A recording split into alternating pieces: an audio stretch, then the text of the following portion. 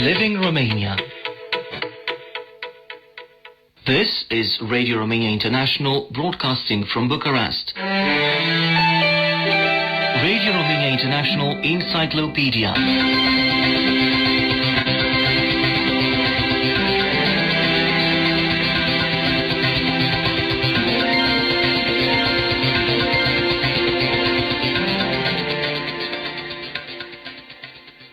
Welcome to Radio Romania International Encyclopedia. I'm Eugen Nasta. Royal dynasties, among other things, have compelled recognition because of their customs, but also because of their feasts. The Hohenzollern-Sigmaringen dynasty, the lineage of Romania's King Carol I, made no exception to that. In the beginning, the royal protocol was rather rigid, but in time, the protocol had the personal touch of King Carol I and his successors, Kings Ferdinand, Carol II, and Michael. Ștefania Dinu is the author of Royal Dinners and Menus, Elegance, Splendor, and Good Taste. Here she is introducing us to the atmosphere of the festive dinners held at the Royal Palace. King Carol I was the one who established the protocol of Romania's ruling and then royal court. He is the one who set things to rights, that including the protocol of the royal dinner and the celebration of Christmas. King Carol I became famous for his punctuality and temperance, and no matter who his guests were, his protocol had to be faithfully observed. For instance, when they were at the palace castle, the king and the queen set off together for the dining room to have dinner. By all means, the protocol was clearly specified for that. Guests had been announced well in advance and knew their place at the dinner table, closer or further away from the king. Nobody was allowed to leave the table unless the king gave the signal for that. Nobody was seated unless the king gave the signal. No one was to start the conversation unless the king was the first one to speak to the guests. The moment the king finished the first course, the plates were cleared, irrespective of the fact that the last guest at the table may have not finished eating. The royal menus were printed on luxury paper, decorated with drawings or engravings by fine artists, and ennobled by the royal cipher. Dishes were cooked using French recipes, but included in the menus were also German, Romanian, or English-inspired dishes. As expected, the Christmas dinner played a key role in the royal protocol and as part of the royal family's domestic customs. With details on that, here is Ștefania Dinu once again. The fir tree was adorned for the first time for the Christmas of 1866 at the Royal Palace in Bucharest. It was adorned by ruling Prince Carol I and his wife Elizabeth, but also by the princesses that had been invited at the palace. For the 3 days of Christmas, the family relaxed. No people received an audience, no receptions. Those were just days of peace and quiet. Sometimes the royal family went to the skating rink. King Carol and Queen Elizabeth loved skating. The only child of the royal couple made of Carol and Elizabeth, Princess Mary, died at the age of 4 in 1874. The Queen could not have other children. That is how Carol's nephew, his brother's son, the future King Ferdinand, was adopted as a successor. When the princely family was formed through the marriage of Prince Ferdinand to Princess Mary of Edinburgh, the royal family made of Carol and Elizabeth made a habit of spending Christmas at the Cotroceni Palace in order to be with the young family and their children. And that became a rule, as long as King Carol and Queen Elizabeth were on the throne of Romania. A description could be found in the archives of the Christmas Eve preparations when Carol and Elizabeth arrived at the Cotroceni Palace. The fir tree was brought from Sinaia, the game and the mistletoe were brought from the royal estates and domains, the fir tree was adorned in the reception hall in the Cotroceni Palace, and at 6 p.m. sharp, the royal family arrived in Cotroceni. Gifts were distributed, then the invited dignitaries arrived, the dinner began, and at 10:30, 11 o'clock p.m. at the latest, the festivity drew to a close. Carol and Elizabeth took their leave and it was the princely family's duty to entertain the guests.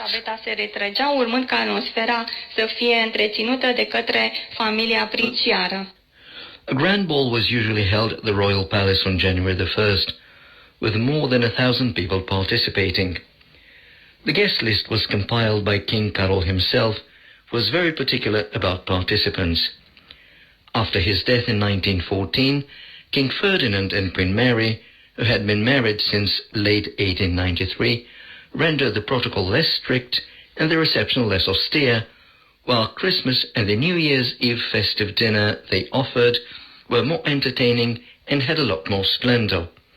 Even their domestic habits became more laid back.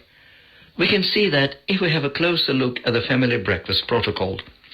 The royal family had breakfast starting 9 a.m. And that was Radio International Encyclopedia, today focusing on the menus of the royal family.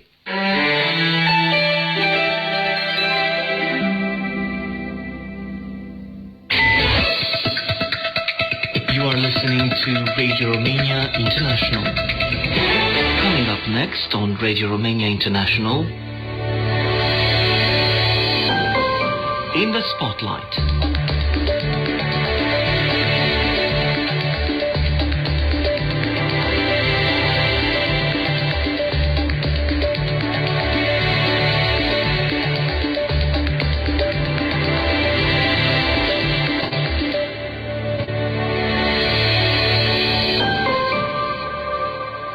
Hello and Merry Christmas to all our listeners. I am your host, Vlad Palucu. In the Spotlight today, we look back at the highlights of our show in 2019. In early this year, 500 young Romanians were selected to receive Discover EU travel passes as part of the second round of the European Commission initiative Discover EU. A total of 80,000 young people from all the EU member states filed applications over a period of 2 weeks that ended December 11, 2018. Discover EU is an informal travel experience addressing individuals or groups of young people, including underprivileged categories, which is very simple and easy to access. It offers all young people above 18 years of age the possibility of discovering more about the cultural legacy and diversity of Europe, to be able to connect to other people of their age and explore European identity. The initiative was launched in June 2018, following a proposal of the European Parliament on a preliminary action with a budget of some 12 million euros in 2018.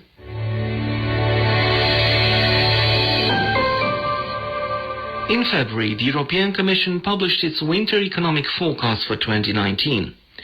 In Romania in 2019, the European Commission expected a slowdown in economic growth, owed for its most part to social and political tensions at domestic level and uncertainty generated by the government's fiscal policy. The economic boom that began in 2017 eased in 2018. Real GDP growth eased from 7% in 2017 to 4.3% analyzed in the first 3 quarters of 2018. For the EU whole, it was estimated at 4%. The slower pace of growth was due to private consumption, as the effects of tax cuts implemented in 2017 faded away, and inflation weighed more heavily on real disposable income. Nonetheless, private consumption growth remains strong as a result of the tight labor market and rising wages.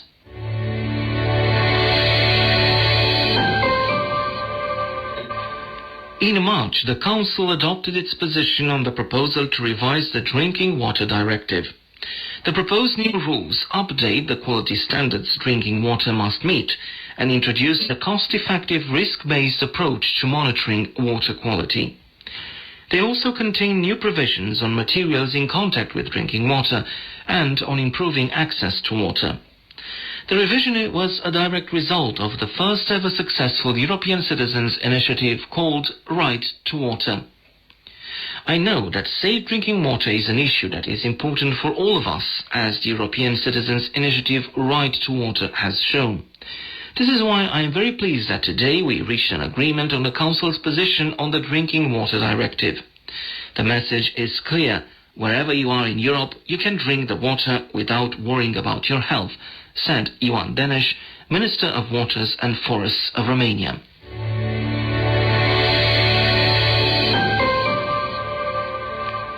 In April, I sat down and talked to the Apostolic Nuncio to Romania, His Excellency Archbishop Miguel Mauri Buendia. One of the most important highlights of 2019 was undoubtedly Pope Francis's visit to Romania, scheduled over May 31st, June the 2nd.